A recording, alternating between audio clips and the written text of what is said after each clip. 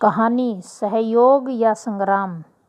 एक बार परमपिता परमात्मा ने सभी को भोजन के लिए निमंत्रण दिया।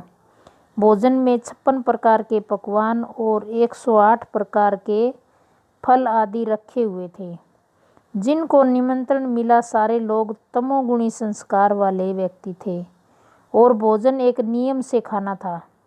तो सभी भोजन कक्ष में जाएं, उसके पहले उनके हाथों में 3 फुट की लकड़ी का डंडा बांध दिया गया, जिससे उनके हाथ मुड़ न सके। सभी मेहमान भोजन कक्ष में गए और इतना स्वादिष्ट भोजन और फल देखकर सबके मुंह में पानी आ गया और सब ने अपने मुख की तरफ हाथ मोड़ा तो लकड़ी के कारण हाथ नहीं मुड़ सका और भोजन पीछे वाली पंक्ति में बैठे मेहमानों के ऊपर अथवा आगे की पंक्ति में बैठे मेहमानों के ऊपर गिरा। सबके कपड़े आदि खराब हो गए, जिससे वे क्रोधित होकर आपस में लड़ने लगे, एक दूसरे को अपशब्द बोलने लगे और कोई कोई तो हाथापाई भी शुरू कर दी। अब भोजन कक्ष बदलकर संग्राम का मैदान हो गया। सभी जगह भोजन बिखर गया था और सभी मेहमान भूखे ही रह गए। ये सब आत्माएं तमोगुणी संस्कार वाली होने के कारण भोजन कक्ष संग्राम कक्ष बना। अब परमात्मा ने सोचा, चलो एक और बार प्रयोग करके देखते हैं। फिर परमात्मा ने अपने दूतों को भेजकर भोजन कक्ष खाली करवाया और दूसरे दिन दूसरे समुदाय को बुलाकर उसी तरह हाथ बांधकर भोजन कक्ष में भेज दिया गया।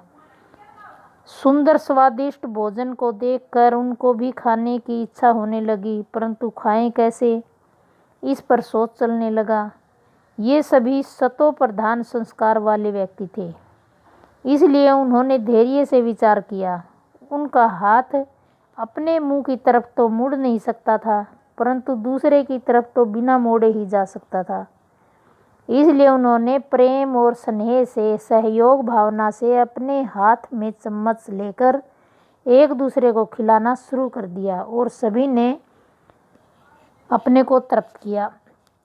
उनकी सहयोग भावना से न तो भोजन खराब हुआ और न ही भोजन कक्ष खराब हुआ और सभी भोजन खाकर तृप्त भी हुए। सीख, जीवन में सुख पाने के लिए एक दूसरे का सहयोग चाहिए और जीवन को सफल बनाने के लिए भी हम सबको एक दूसरे का सहयोग देना और लेना चाहिए। इसलिए किसी ने ठीक ही कहा है, सहयोग से होगा सर्वोदय, सहयोग करो। जय श्री राधे राधे। अगर वीडियो अच्छी लगी तो